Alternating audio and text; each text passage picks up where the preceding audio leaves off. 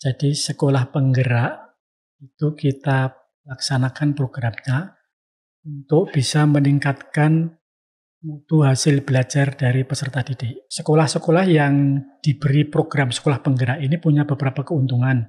Di antaranya adalah terjadi transformasi pembelajaran di sekolah itu. Kepala sekolahnya dididik, dilatih dengan baik, begitu ya. Lalu nanti harapannya gurunya pun akan mengikuti, harapan akhirnya siswa-siswanya pun akan memiliki kualitas yang luar biasa. Begitu. 111 kabupaten kota, 34 provinsi, 2.500 kepala sekolah. Waduh, 2.500 kepala sekolah luar biasa. Jadi untuk anak-anak peserta didik, teruslah belajar dalam situasi apapun. Kita bergerak bersama-sama memastikan mutu pendidikan kita meningkat secara gradually.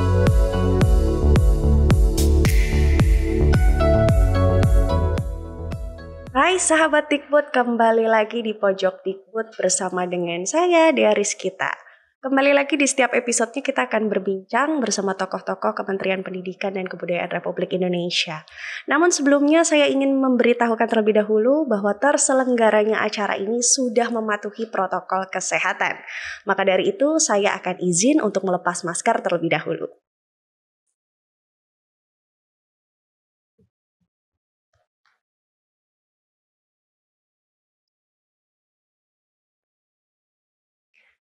Baik, sahabat Dikbud, kembali lagi di setiap episodenya kita akan berbincang bersama dengan tokoh-tokoh membahas seputar inovasi di bidang pendidikan dan juga kebudayaan yang mendukung programnya Mas Menteri, yaitu Merdeka Belajar. Sahabat Dikbud, Menteri Pendidikan, Kebudayaan, Riset, dan Teknologi, Mas Nadiem Anwar Makarim, telah meluncurkan Merdeka Belajar episode 7, program Sekolah Penggerak pada hari Senin 1 Februari 2021. Program Sekolah Penggerak ini merupakan katalis untuk mewujudkan visi reformasi pendidikan Indonesia yang berfokus pada pengembangan hasil belajar siswa secara holistik melalui 6 profil pelajar Pancasila. Program Sekolah Penggerak terfokus pada pengembangan SDM sekolah, baik itu siswa, guru maupun kepala sekolah. Kualitas siswa tentunya juga diukur melalui pencapaian hasil belajar di atas level yang diharapkan dengan menciptakan lingkungan belajar yang aman, nyaman, kondusif, dan juga menyenangkan. Namun sahabat Dikbud, seperti yang sudah kita ketahui bahwa kurang lebih 1 tahun pandemi COVID-19 ini sudah ada di Indonesia dan berdampak kepada sektor pendidikan. Ini membuat proses belajar mengajar harus dilakukan secara daring, sahabat Dikbud. Dan hal tersebut menyebabkan beberapa hal yang terjadi seperti banyaknya teman-teman yang putus sekolah, penurunan capaian belajar, kekerasan anak, dan resiko eksternal lainnya. Namun, sejak Juli 2020, pemerintah telah mengeluarkan berbagai kebijakan sebagai upaya menekan dampak negatif tersebut. Apa saja kiranya kebijakan-kebijakan yang telah dilakukan pemerintah? Dan mungkin sahabat Dikbud penasaran kira-kira kapan ya sekolah tatap muka juga akan bisa terlaksana kembali? Rasa penasaran dari sahabat Dikbud hari ini saya harap akan terjawab melalui banyak sekali bincang-bincang tentang program Sekolah Penggerak, persiapan pertemuan tatap muka, SKB 4 Menteri. Kita akan membahas semua pada hari ini di episode Pojok Dikbud ini karena telah hadir bersama dengan kita Direktur Jenderal PAUD Pendidikan Besar dan Pendidikan Menengah Bapak Juberi, STP MSI. Selamat datang Bapak. Makasih Mbak Dea. Apa kabar Pak? Alhamdulillah. Alhamdulillah. Di Pojok Dikbud ini kita akan berbincang ya Pak untuk menjawab rasa penasaran dari sahabat Dikbud yang menyaksikan di rumah. Langsung saja tanpa berlama-lama Pak, saya ingin menanyakan, tadi sempat saya singgung di awal tentang program Sekolah Penggerak. Boleh diceritakan tidak Pak, kira-kira latar belakang dari program ini seperti apa? Jadi Sekolah Penggerak itu kita laksanakan programnya untuk bisa meningkatkan mutu hasil belajar dari peserta didik. sekaligus memeratakan hasil belajar, memeratakan mutu pendidikan di Indonesia melalui intervensi kepada sekolah-sekolah yang terpilih untuk melakukan transformasi dari dalam. Selama ini kita melakukan perubahan dengan berbasis pada infrastruktur yang hebat.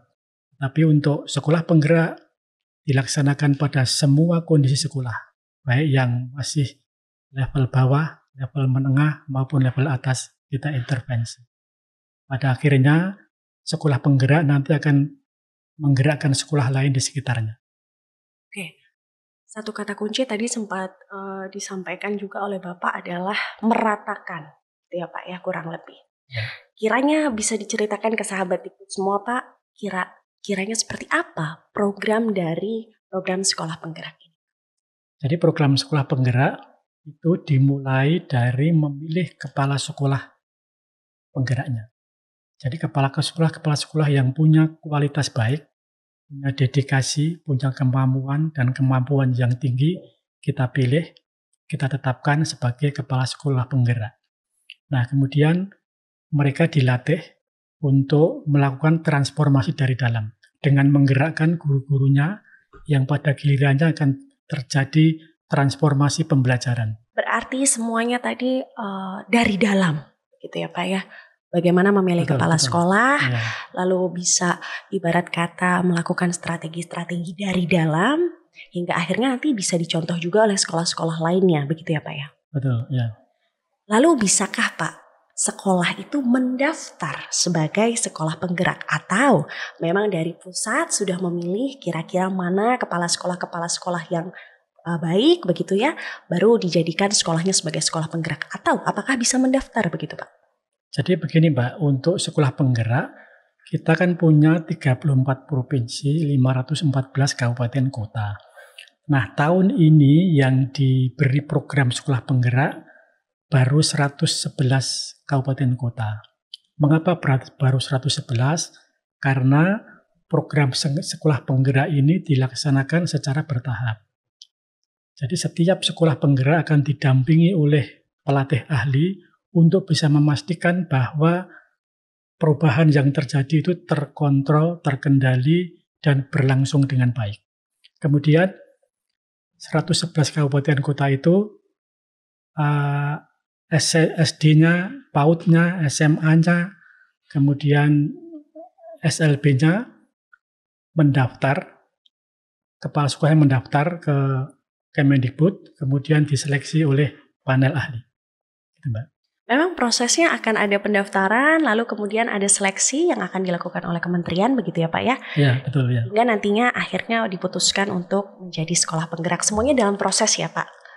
Ini sudah ditetapkan ya sekarang. Sudah yang tahap 100, pertama, berapa tadi? 111 kabupaten kota, 34 provinsi, 2.500 kepala sekolah. Waduh, 2.500 kepala sekolah, luar biasa. Mau tanya nih Pak, keuntungannya apa sih Pak ketika sekolah tersebut menjadi bagian dari program sekolah penggerak? Jadi sekolah-sekolah gini Mbak Dea, sekolah-sekolah yang diberi program sekolah penggerak ini punya beberapa keuntungan. Di antaranya adalah terjadi transformasi pembelajaran di sekolah itu.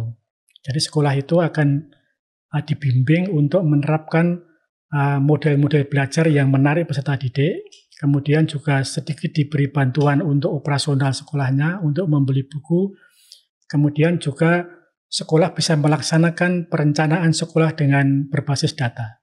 Kemudian juga akan dilatih oleh pelatih ahli, sehingga gurunya akan makin hebat, kepala sekolahnya hebat, pada gilirannya anak muridnya atau peserta didiknya akan menjadi hebat, punya hasil belajar yang lebih tinggi.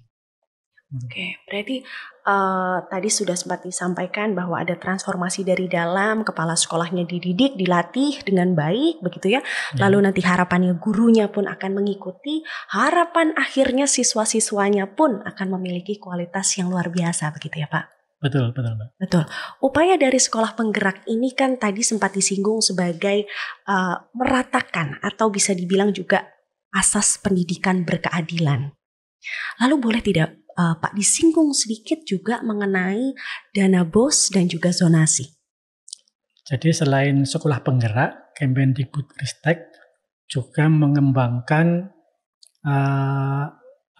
dana BOS ini. Jadi dana BOS ini selain ditransfer langsung ke sekolah, tidak lewat pemerintah daerah, keuntungannya dana lebih cepat sampai ke sekolah. Sekolah tidak perlu berhutang kepada pihak lain. Yang kedua, dana BOS ini mulai tahun ini sudah dibuat indeks majemuk. Daerah-daerah yang punya indeks kemahalan konstruksi lebih tinggi diberi nilai BOS yang lebih tinggi. Dari Sabang sampai Merauke tahun lalu masih sama, Mbak, satuannya. Dipukul Sekarang rata ya, Pak, sudah tahun lalu dibedakan. Seperti yang terjadi di Papua itu jauh lebih besar dibandingkan dengan daerah-daerah yang lain. Kemudian untuk PPDB kita menggunakan prinsip yang terbesar adalah zonasi dan afirmasi. Zonasi pada PPDB untuk SD 70%, untuk SMP, SMA minimal 50%. Ini minimal, bukan maksimal. Kemudian masih ada jalur afirmasi, jalur yang digunakan untuk anak-anak yang kurang mampu dan anak-anak yang disabilitas. Itu minimal 15%. Sehingga yang memenuhi, yang diperuntukkan bagi zona terdekat, kemudian siswa disabilitas dan tidak mampu, sekurang-kurangnya ada 65% dari jatah kuota. Baik, ini benar-benar ya sahabat Dikbud adalah upaya untuk pendidikan berkeadilan. Karena kalau beberapa waktu silam dana BOS itu dipukul rata begitu ya Pak ya. Kalau sekarang ada pembagiannya sendiri menurut pembagian daerah kiranya mana yang lebih membutuhkan, mana yang membutuhkan lebih banyak dan langsung ditransfer ke sekolah. Sehingga tidak ada tuh ceritanya sekolah menunggu atau juga sekolah bahkan sampai berhutang. Betul, ya. Berhutang, baik. Pak, ada satu fenomena yang tidak bisa kita pungkiri hari ini, yaitu semua sekolah sekarang beranjak jadi daring semenjak pandemi COVID. Kiranya tadi sudah saya singgung di awal ada beberapa dampak negatif yang akhirnya dirasakan juga oleh para sekolah yang melakukan sekolah daring. Kira-kira Pak, kemarin pada bulan Juli 2020 pemerintah kan sudah mengeluarkan kebijakan yang disebut dengan surat keputusan bersama 4 menteri. Boleh tidak diceritakan ke sahabat Dikbud semua Pak? Kita sudah mengeluarkan 3 kali SKB 4 menteri.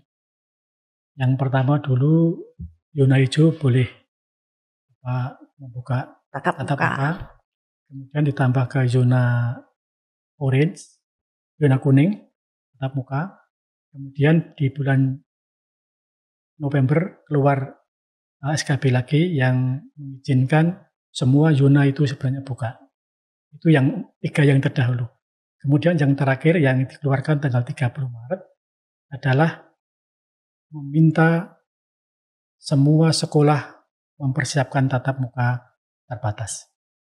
Dengan ketentuan apabila semua gurunya sudah divaksinasi 2 tahap, maka pemerintah daerah, Kanwil Kemenak, kantor Kemenak Kabupaten Kota, mewajibkan sekolah membuka opsi pembelajaran tatap muka. Jadi ada 2 hal yang harus dilakukan sekolah, yaitu pertama membuka opsi tatap muka, yang kedua tetap membuka opsi juga pembelajaran jarak jauh. Jadi bukan daring Mbak, tapi PJJ. Karena PJJ ada 2, daring atau luring. Oke. Berarti sekarang sudah disiapkan opsinya kepada seluruh sekolah untuk melakukan opsi persiapan tatap muka. Betul ya Pak ya? Betul, itu tanpa menunggu tahun ajaran baru. Jadi begitu gurunya semuanya sudah divaksinasi atau sebagian besar divaksinasi, segera membuka opsi tatap muka terbatas. Begitu semua guru sahabat Dikbud sudah menjalankan proses vaksinasi atau tidak, paling tidak guru dalam jumlah besar dalam sekolah itu sudah melakukan vaksinasi 2 tahap, maka bisa dibukanya opsi pembelajaran tatap muka. Tapi kiranya kapan nih Pak? Kalau sahabat Dikbud kan pengen taunya kapan sih? Begitu Pak. Kira-kira kapan? Jadi begini Mbak, ini tidak ada kapannya. Tapi begitu Bapak Ibu gurunya sebagian besar divaksinasi, segera membuka opsi tatap muka. Jadi ini wajib membuka opsi tatap muka. Sedangkan apakah siswanya berangkat sekolah apa tidak diserahkan kepada orang tua untuk memutuskan. Mau milih yang mana? Milih yang mana itu. Sekolah tetap harus menerapkan protokol kesehatan yang ketat. Baik. Karena memang proses belajar apapun keadaannya tidak boleh berhenti ya Pak. Pemerintah tinggal memberikan pilihan. Ada tadi opsi tatap muka, ada juga opsi yang ada daringnya tadi apa Pak? Daring dan luring? PJJ. Pembelajaran jarak jauh. Pembelajaran jarak jauh karena proses belajar tidak boleh berhenti apapun keadaannya. Melalui SKB 4 Menteri kemarin Bapak, maka ada juga kebijakan tentang penerimaan peserta didik baru. Kiranya seperti apa itu Pak? Penerimaan peserta didik baru atau PPDB tahun ini adalah tahun kedua dalam suasana pandemi COVID-19. Sudah barang tentu pelaksanaan PPDB diharapkan menggunakan metode daring, tidak tatap muka langsung. Tapi kita menyadari bahwa masih ada daerah-daerah atau sekolah-sekolah belum bisa melaksanakan secara daring. Untuk itu bagi sekolah-sekolah yang belum bisa dengan platform daring, maka diharapkan bisa luring, tetapi dengan pembatasan jumlah calon siswa yang datang ke sekolah. Baik. Penerimaan peserta didik baru tetap dilaksanakan. Kita mengharapkan memang secara daring, tapi apabila pihak sekolah ternyata belum bisa menyediakan wadah secara daring, maka tidak apa-apa secara luring, namun tetap membatasi begitu ya. Tadi juga sudah disebutkan Bapak ada pertanyaan, tapi saya kira tadi Bapak sudah sempat sebutkan bahwa bagaimana sih ketika orang tua merasa anaknya ini di rumah sajalah, tidak usah tatap muka. Maka ada opsi tadi ya Pak ya? Ada opsi. Jadi tidak usah khawatir, bukan berarti dibukanya opsi itu anak-anak diharuskan 100% untuk berangkat ke sekolah begitu ya Pak? Tapi ada opsi yang bisa dipilih, begitu ya Pak? Ya, jadi orang tua yang belum mantap anaknya berangkat ke sekolah dipersilakan tetap menempuh PJJ. Nah, sedangkan sekolah yang sudah membuka tatap muka, maka jumlah peserta didik yang hadir maksimal setengahnya dan tetap menerapkan protokol kesehatan yang ketat. Baik. Silahkan bagi orang tua karena sekarang banyak sekali loh Pak yang curhat-curhat di sosial media begitu ya. Orang tuanya sekarang jadi belajar juga. Betul, ya. Biasanya hanya memberikan tanggung jawab kepada pihak sekolah untuk sistem ajar mengajar putra-putrinya. Sekarang mau tidak mau menyiapkan waktu untuk menjadi guru juga untuk anak-anaknya sendiri. Itu menurut Bapak fenomena ini tuh ada ininya nggak sih Pak? Ada sisi positifnya nggak sih Pak untuk orang tua? Ya, kami berharap dengan orang tua dalam tanda petik terpaksa menjadi guru, itu menimbulkan kesadaran baru akan pentingnya peran guru. Dan akan pentingnya orang tua juga untuk belajar tentang peserta didiknya atau anak-anaknya. Jadi ini akan meningkatkan kepedulian orang tua kepada anak-anaknya. Sekaligus meningkatkan penghargaan akan pentingnya peran guru. Karena ternyata mengajar itu tidak mudah. Banyak orang tua yang menyerah, mengalami kesulitan ketika menghadapi putra-putrinya. Saya sendiri sebagai seorang guru, ketika sudah level SMP, SMA, saya tidak bisa lagi mengajar anak-anak saya. Jangan sepelekan ini untuk ibu dan bapak di rumah, mama, papa, ayah, bunda. Mungkin dengan adanya fenomena ini, kita yang awalnya terpaksa menjadi seorang guru, tapi paling tidak kita jadi jauh lebih bisa menghargai peran guru. Bayangkan, mama papa nih mendidik anaknya sendiri loh Pak, padahal menyerah. Guru mendidik banyak anak-anak orang lain, tapi tidak pernah menyerah. Begitu ya Pak ya? Ya Mbak. Nah, sahabat Dikbud, kiranya itu ya, kita juga harus paham betul bahwa peran guru itu sangat penting dan tidak mudah dilakukan. Apalagi sekalipun saat sekarang, di mana keadaan sekolah tidak seperti dulu lagi. Lanjut ke pertanyaan berikutnya Pak. Apa yang perlu dilakukan sekolah terhadap penerimaan peserta didik baru dan penyelenggaraan PTM setelah vaksinasi selesai dilakukan? Sekolah-sekolah yang akan menerima peserta didik baru maupun PTM, yang pertama perlu mengisi belangko kesiapan. Dia harus mengisi form kesiapan melaksanakan pembelajaran tatap muka. Yang kedua, bagi sekolah adalah menyiapkan satgas atau gugus tugas penanganan COVID di sekolah. Jadi sekolah juga harus bentuk panitia tentang COVID ini. Yang ketiga, menyiapkan infrastrukturnya untuk misalnya ruangan isolasi, kemudian hand sanitizer-nya, termogannya, dan peralatan-peralatan lain, kebersihan, sarana air, dan sebagainya. Kemudian juga menyiapkan SOP bagi sekolah itu jika terjadi sesuatu. Kemudian mengatur keberangkatan peserta didik, berapa persen siswa yang harus masuk, kemudian berapa yang di rumah, kemudian mengatur sistem pergiliran. Dalam PPDB juga demikian, tidak semua calon peserta dipanggil dalam waktu yang bersamaan, tapi dipanggil secara bergelombang, supaya tidak terjadi kerumunan di sekolah, dan ketika masuk sekolah juga dikendalikan masuknya, dicek suhunya, kemudian dipastikan bahwa yang mengalami sakit, mengalami flu, tidak datang ke sekolah, baik guru, kepala sekolah, tenaga pendidikan, maupun peserta didiknya. Berarti proses yang harus dilakukan cukup banyak ya Pak ya? Banyak, ya. Dan ini berarti sekolah-sekolah yang sudah bisa melakukan opsi-opsi ini harus melakukan semua tadi, mulai dari infrastruktur, adanya satgas dan lain-lain. Itu sifatnya wajib ya Pak ya? Wajib, karena kita tetap mementingkan kesehatan peserta didiknya, pendidiknya, dan keluarganya. Jadi kalau itu dilanggar, maka punya risiko akan terjadi klaster. Jadi dari pengalaman klaster yang ada, klaster terjadi karena adanya pelanggaran SOP. Dari klaster yang ada itu biasanya terjadi karena pelanggaran SOP. Padahal terjalinnya pendidikan yang sekarang sudah disiapkan oleh kementerian itu tuh tujuannya juga tetap satu sebenarnya, menjaga kesehatan semua. Mau itu guru, siswa, bahkan sampai keluarga.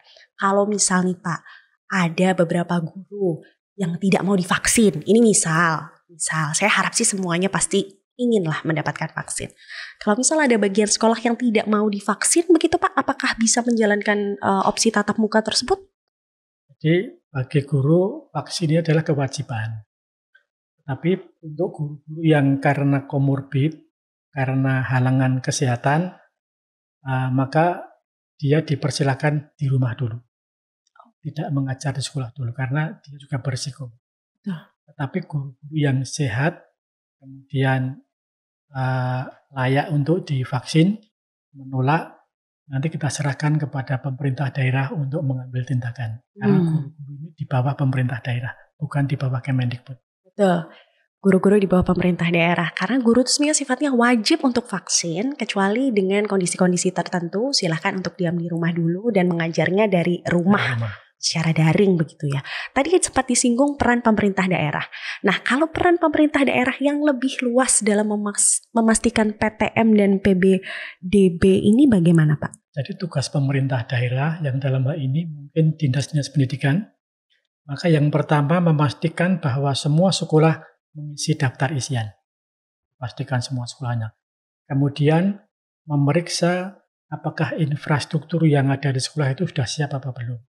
Kemudian dalam pelaksanaan mengawasi pelaksanaannya, mengendalikan pelaksanaannya supaya tetap berjalan dengan baik. Kemudian jika terjadi penularan di sekolah itu, maka pemerintah daerah wajib mengambil tindakan untuk bisa menyelamatkan, mengamankan situasi, termasuk menghentikan kegiatan belajar mengajar di sekolah itu untuk beberapa saat. Baik, berarti kewenangannya juga cukup besar yang harus disiapkan oleh pemerintah daerah dan harapannya bisa bersinergi dengan pusat begitu ya Pak, sehingga bisa melaksanakan program-program bersinergi dengan pusat dan Dinas Kesehatan Daerah gugus COVID setempat. Ya, dan Dinas Kesehatan dan juga gugus COVID. Bagaimana nih Pak? Amit-amit, saya nggak mendoakan, tapi bagaimana kalau misal di sekolah itu tiba-tiba ada yang terjangkit COVID begitu pada saat pertemuan tatap muka, kepala sekolah ini harus gimana nih? Langkah-langkahnya bagaimana nih Pak? Jadi kepala sekolah yang pertama harus melapor kepada gugus COVID setempat di kabupaten kotanya. Kemudian mengambil langkah membantu gugus COVID setempat untuk melakukan tracing. Jadi guru-guru yang terjangkit itu dibantu ditelusur asal muasal penularannya. Kemudian mengambil langkah mengamankan sekolah dihentikan sementara. Kemudian juga memastikan bahwa guru-guru yang terkena penularan COVID itu bisa dirawat di tempat perawatan kesehatan yang semestinya. Kemudian yang lain kalau harus melakukan isolasi mandiri dilaksanakan sesuai dengan ketentuan yang ada. Baik, berarti tadi sudah disebutkan juga bagaimana sistematikanya sehingga benar bersinerginya bukan hanya dengan pusat saja tapi juga dengan dinas kesehatan dan juga satgas setempat. Harapannya memang tidak ada, tapi ya kita juga tidak pernah tahu, lebih baik mencegah, kita tahu dulu nih gimana caranya biar kalau misal itu terjadi kita dapat menanganinya. Sampailah kita di pertanyaan-pertanyaan terakhir ini Pak, harapan dan pesan singkat. Kemarin kita sudah merayakan Hardiknas 2021, mengangkat tema serentak bergerak wujudkan Merdeka Belajar. Kiranya implementasinya dalam program sekolah penggerak itu seperti apa Pak? Jadi kita punya program Merdeka Belajar yang bertujuan untuk mengangkat mutu pendidikan di Indonesia. Salah satu elemen dari Merdeka Belajar adalah sekolah penggerak.